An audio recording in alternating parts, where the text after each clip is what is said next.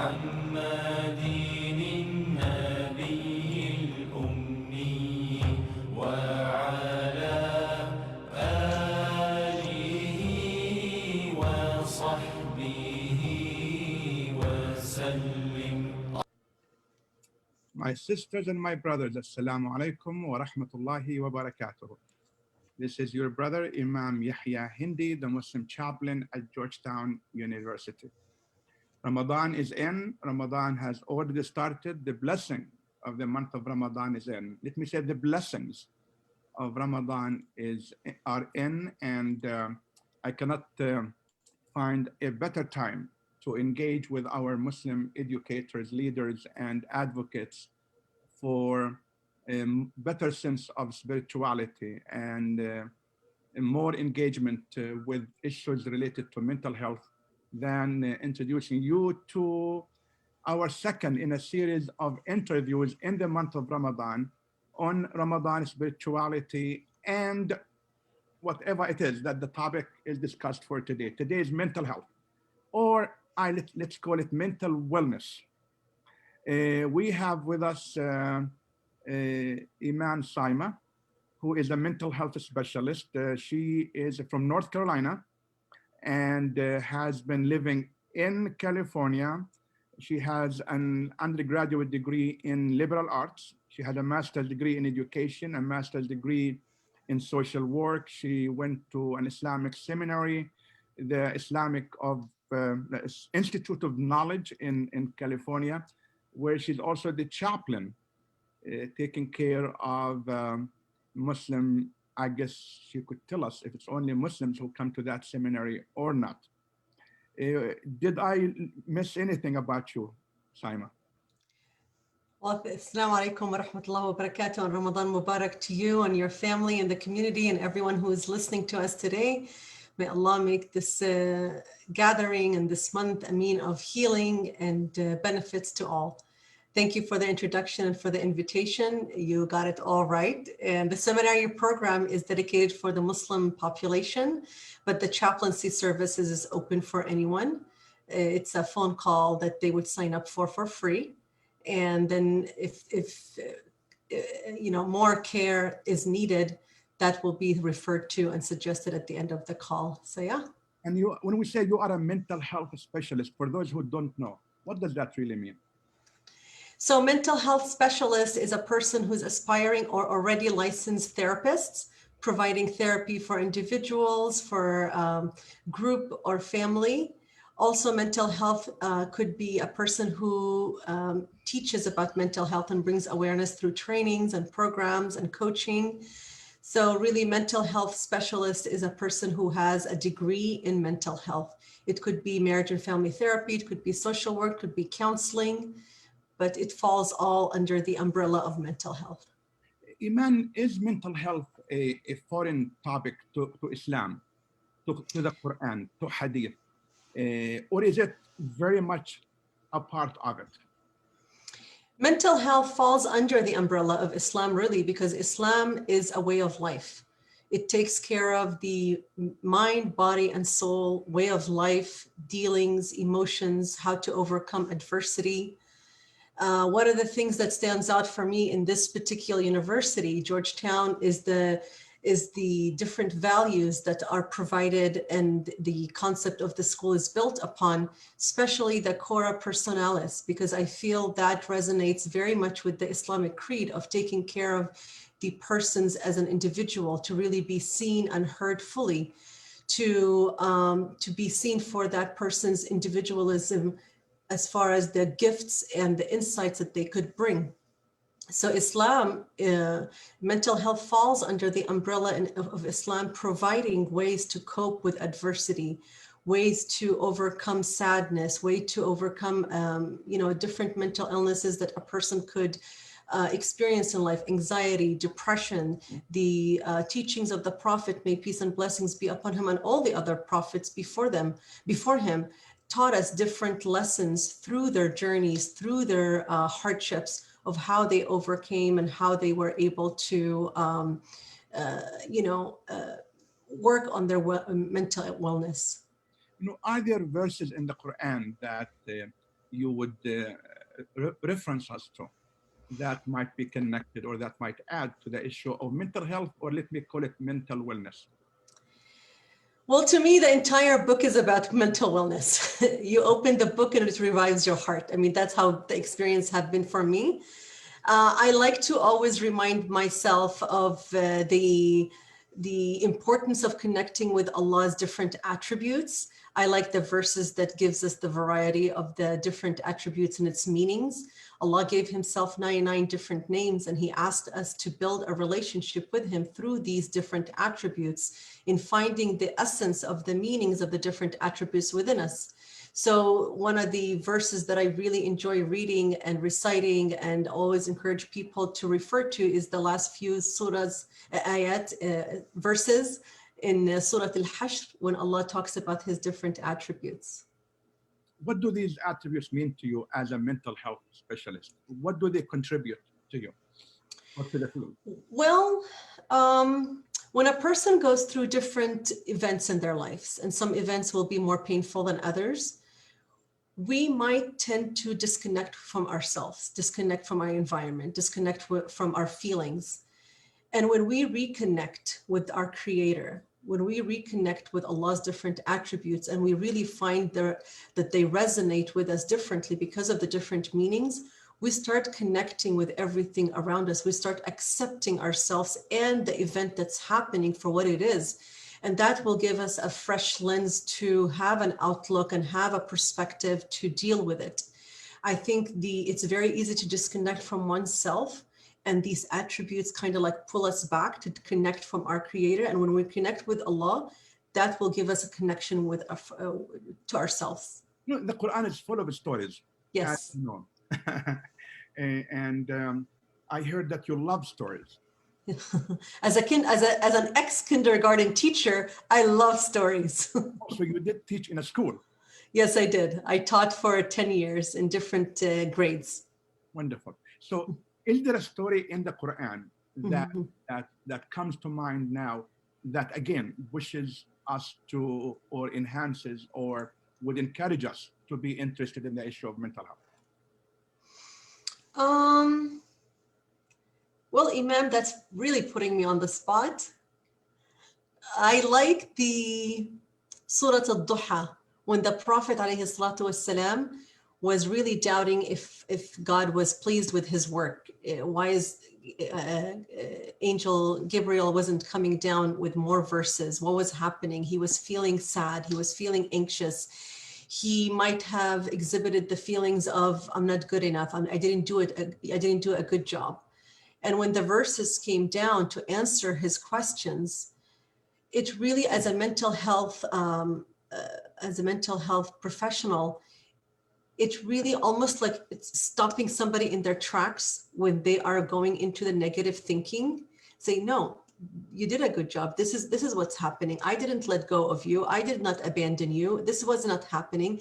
Sometimes when we allow our negative thinking to overtake our mind and our thinking, we can slip into a really dark hole that we feel like we can't get out of it because we don't see any way out.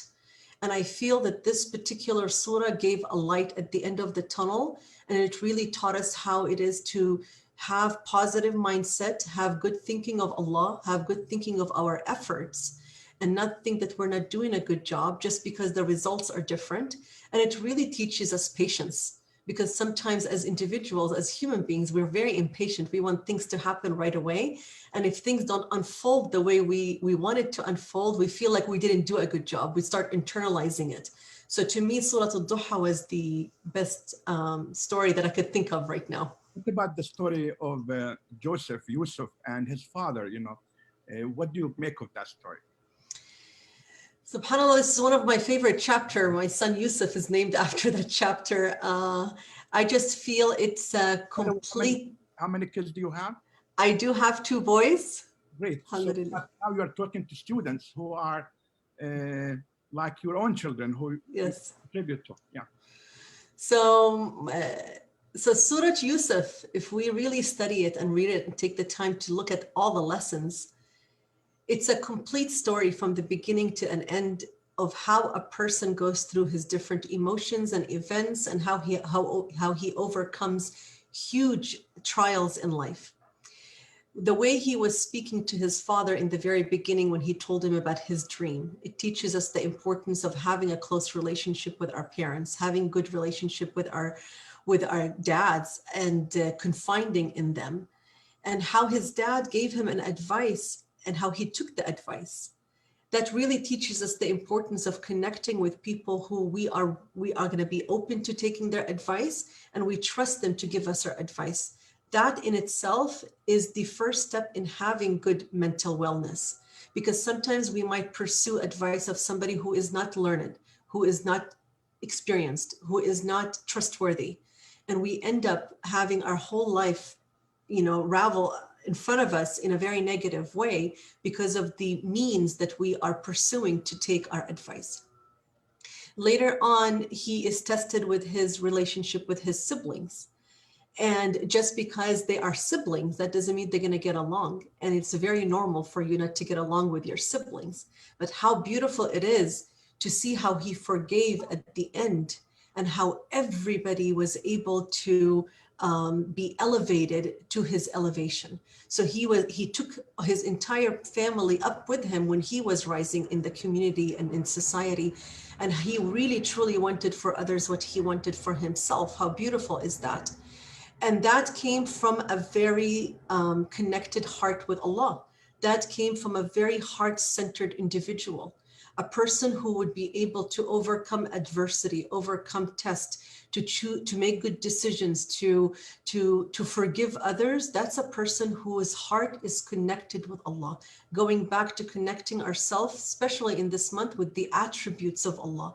We go through so many things in life. People will cheat, people will manipulate, people will steal, people will trick, people will lie. And that in itself can take away from our the tranquility and the peacefulness in our heart that will keep us maybe confused and sad and broken and disconnected and abandoned. And with continuous relationship with Allah, that will heal and mend our brokenness, inshallah. Great. I want to bring us back to Ramadan, in the spirit of the month of Ramadan. Yes. And this is the third day in the month of Ramadan, and it has been an amazing experience so far. And I ask the Almighty One to bless each and everyone who watches this show, and to accept our fasting and reward us for it, and to bring about spiritual richness to it. Ramadan and fasting. Is there anything in Ramadan that contributes to mental wellness? Anything in Ramadan that contributes to mental wellness, all of it. All of it. Great. All of it. Bring it From on. the beginning till the end. It depends. Into the ocean. Well, it starts with our mindset. It starts with how we are entering this Ramadan. We are in different places in our life. Some of us are graduating. Some students are still in their college years and they have finals. Some of us might be coming upon this month in the midst of a breakup. Some of us are coming against this month in the midst of family dispute. Some of us might have gone through some financial problems because of COVID. COVID has taken a toll on people differently. So the mindset and the heart and the being, the soul that's entering Ramadan will tell you a lot about what needs to be revived and what needs to be worked on and what needs to shift within you. Some pieces are working and some pieces within you that needs to be almost like you need to shine them up, because they all are good. They all have goodness in them. And sometimes we forget and we kind of neglect them. So this is the month where you self-reflect. This is the month of patience and humility. This is the month of forgiveness and letting go. Perhaps some of us are living life holding on to grudges and holding on to sad moments in our lives that happened, that perhaps we're waiting on forgiveness or waiting on apologies, or perhaps we need to give the apologies. This is the month where the hearts get softened And we get to go through that process of either forgiving others or accepting people's forgiveness. This is the month of mercy. This is the month of compassion. This is the month of Quran. This is the month of connection with Allah, with yourself, and with people around you. And that by itself is a healing coping skills for your mental wellness. Great. You know, you mentioned the pandemic, you mentioned what we have been through, and it has been not only at Georgetown University or in America, but worldwide. The pandemic added so much stress to so many people.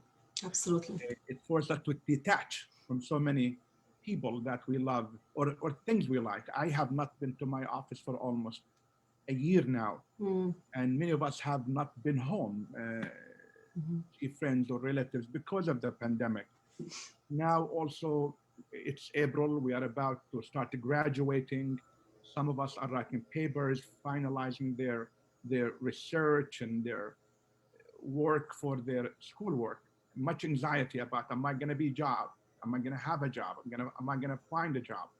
Or what is the next chapter in my life? So much anxiety because of the pandemic, the end of the academic year. Is there anything in Ramadan, in fasting, that will help tell our students to how to best navigate these moments of anxieties and difficulties? Well, anxiety is here to teach us something. So when we are anxious about something, we need to see if we are going about it the same way, or are we looking at what's making us anxious and finding different ways to relate to it? So if we're anxious about what's coming up, are we setting up schedule and different goals, and are we attending to different things as they are coming upon their due date? Or perhaps we have developed the habit of just being anxious, and that is something that we just chose to be. So we need to address whatever is coming up for us as a teacher. It's here to teach us. If I'm anxious, if I feel depressed, if I feel sad, if I feel down, what is the root cause of it? Coming up with daily schedule or daily study goals will be very helpful to reduce the anxiety for students. And make attainable and realistic goals. Don't set up yourself to fail. Don't set up yourself to say, I'm not good enough. Give yourself small goals to follow. It's really good also to come up with a study group, even over Zoom. Come up with a study group who will support you. And for your worship in Ramadan, because you don't want to neglect that, make a schedule. You know, today at this time, I'm going to do 15 minutes of dua. I'm going to do 15 minutes of Quran. And may Allah put barakah and blessings in your time and all your efforts in trying to connect with Him and fulfill your responsibility as a student. Again, any more coping skills that you would like to give our students that they can make use of in Ramadan? Don't neglect your physical being. You need to take care of your health. Walking is really good. It refreshes you. It makes you have clearer mind. Even if you're fasting, walking for 20 minutes a day, it's really healthy, and it gives you like clear energy for you to come back and approach your study and your goals differently. Make sure you're sleeping. Make sure you give time yourself to sleep. Make sure that you're socializing either with friends or family maybe not every day, but try to incorporate that with your support system. Try to eat with people. You know, a lot of students, they might be quarantining alone. Try to gather with people as, small gatherings. Make sure that you guys are still wearing masks and all that. Be mindful. And break your fast with people. Give yourself chance to do tarawih. That will revive your spirituality. That in itself is a good coping skills because it's going to boost your self-esteem. It makes you feel that you are part of this month and you really are engaging and you're not being neglectful, and you are doing the extra work that will gain you that spiritual uplift. So these are the things that they could incorporate, but not overdo it simply because you also have your studying. So really come up with a schedule that's working for you. And that schedule might look different than your roommate, might look different than your brother and sister. It's unique to yourself. Thank you. This is really wonderful.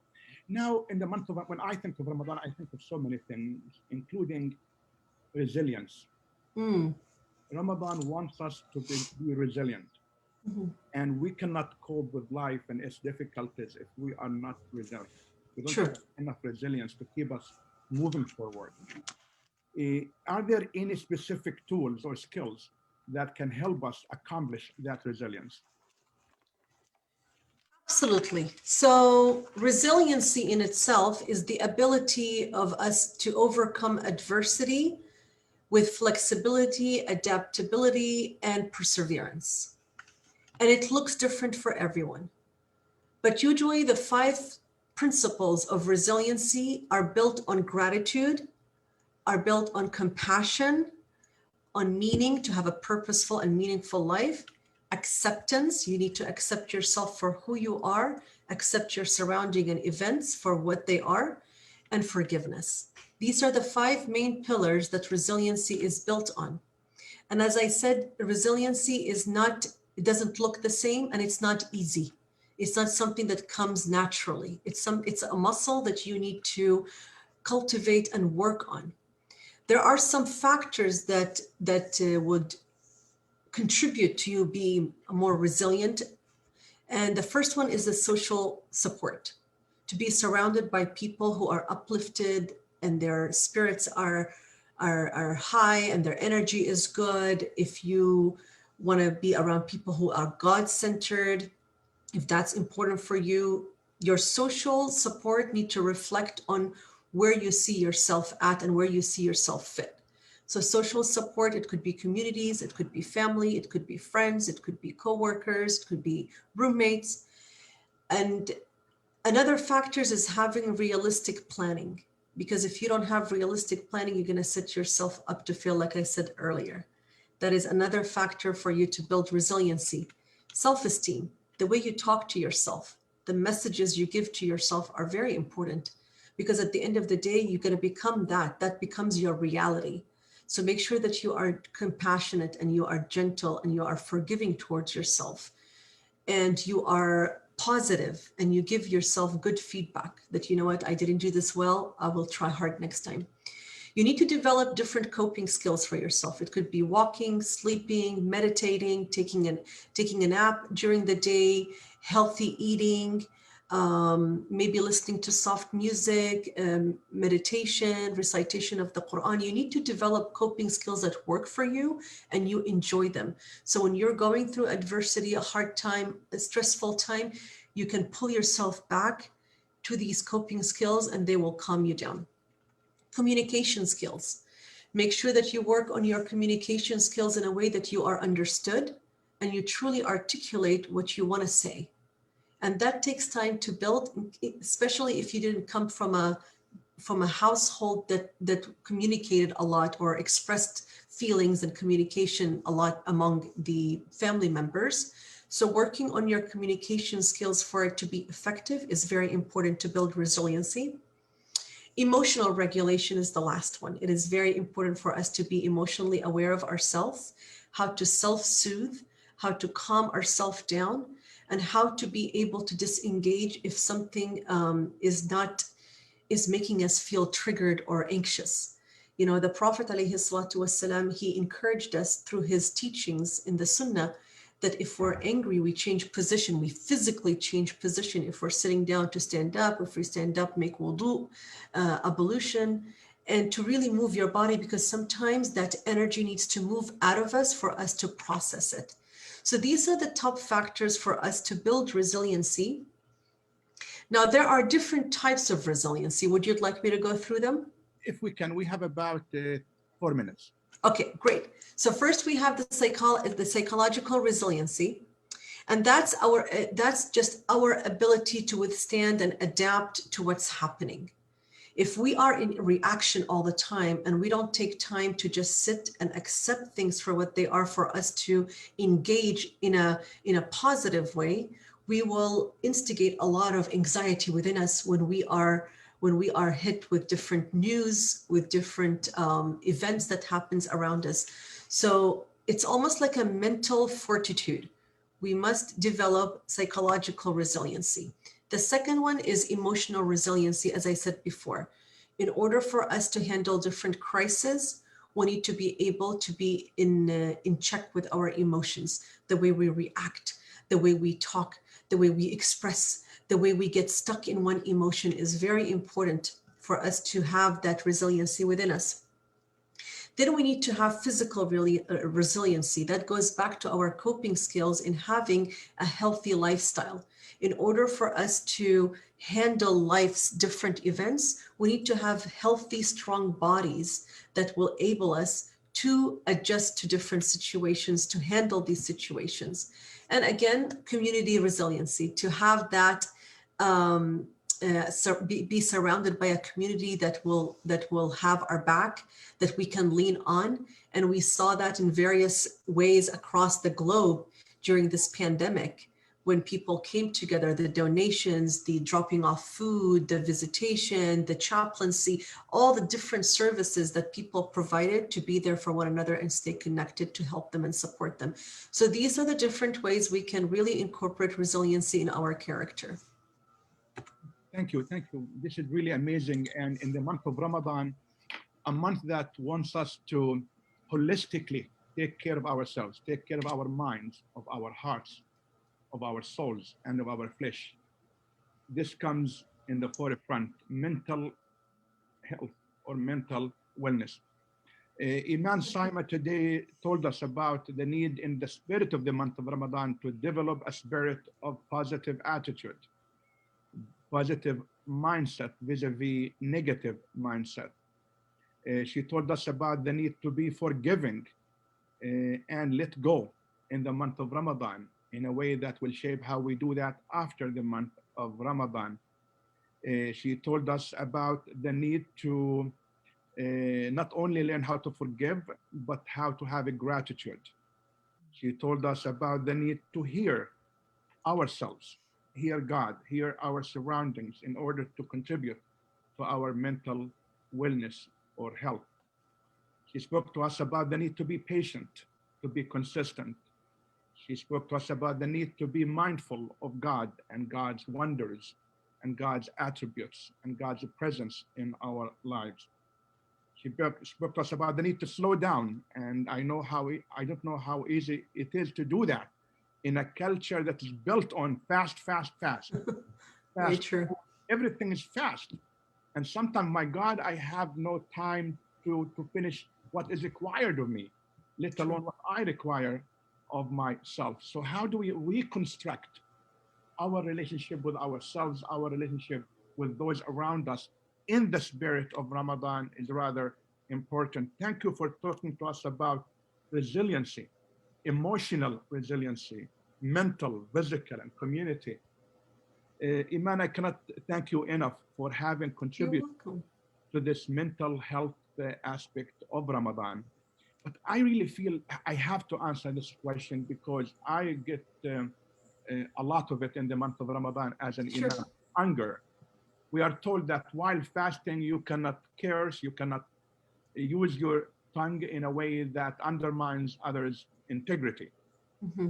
Anger management in the month of Ramadan, mental health, mental wellness are all connected.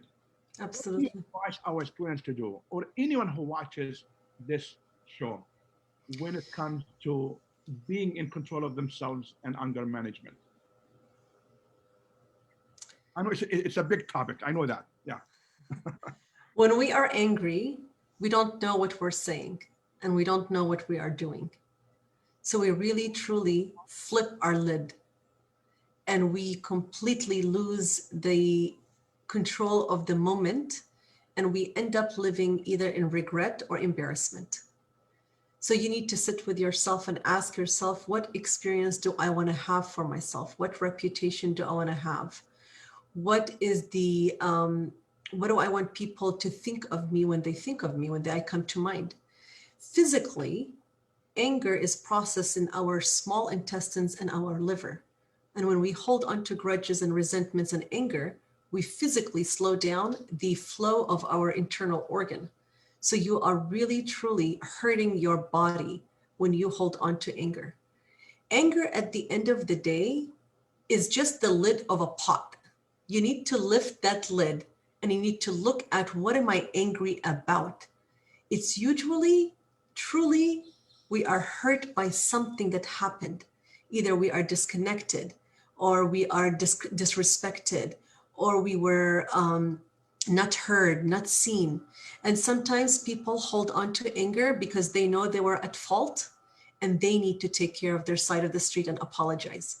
So it could be ego in the way, it could be self-righteousness, could be jealousy, it could be arrogance. So really look within to purify that spiritual heart, connect your heart with Allah and with the revelation, which is the Quran, and especially in this month. Ask Allah to expand your chest and cleanse your heart and allow you to live a humble life. Being humble and being full of humility will make you a resilient person. And Allah will use you in ways that will benefit you and benefit others when you are balanced, when you are humble, when you're able to have that difficult conversation and have that difficult conversation with other people. It's a two-way street. So whenever you feel that you are angry, sit and ask yourself, what am I angry about? And then go from there, because anger is here to teach us a lesson. It's a choice. People need to choose it. Indeed. Well, thank you for this. You told us earlier about the need to have a plan. Yes. And I ask each and everyone who watches this show to have this on their item, anger management, in order to contribute to their mental health. I cannot really but say how I really believe, having heard you and few other professionals within the mental health world, that the mental health and wellness is a form of ibadah. It is a form of worship. Absolutely. It brings us closer to God. It fulfills that spiritual void in us. It honors the creation of God in us, and in return honors God, the creator of us all.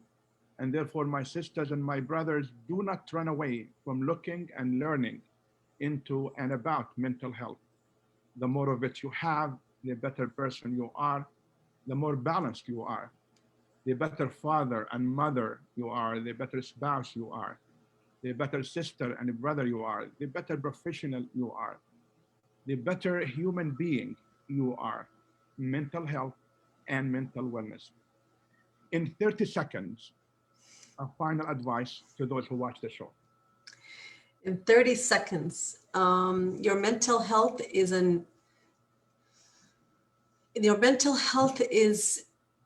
a responsibility of yours. It's not anyone's responsibility to take care of your feelings and your emotions and your state of heart. Your relationship with God is your own personal responsibility and obligation. However you were brought up, however your parents introduced you to the religion, you get to take it on and study it and learn it on your own and develop that intimate relationship with Allah. And from that, you'll find everything else will fall in place, and all relationships around you will start mending and healing, and things will be in a much healthier way for you, your lifestyle. Do you do therapy?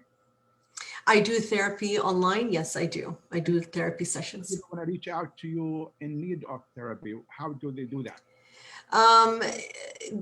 They can find me on Instagram or Facebook, and they can send me a message, and inshallah I'll take it from there. And it could be Muslim or non-Muslim. The therapy is open for all. I'm more active on Instagram, so this is first and last name. They could just reach out to me, and inshallah we will set up something. Would you spell your name for Instagram? IMAN SAYMEH. Iman Saymeh, our mental health professional of the day, our guest of the day, on the second of a series of interviews and shows on Ramadan, spirituality, and self-empowerment and self-care. My sisters and brothers, till I meet you again next Thursday live on Georgetown Muslim Life Facebook. Be well, reconnect with God, reconnect with yourself, enjoy your family, enjoy your heart, enjoy your mind. Be positive, as Iman told us. Do not worry about tomorrow. It will be okay. Do not worry about yesterday. It's already gone. Be in the moment and avail yourself of it. In other words, enjoy the moment. Till I see you again. Assalamu alaikum wa rahmatullahi wa barakatuhu. Assalamu alaikum wa rahmatullahi wa barakatuh.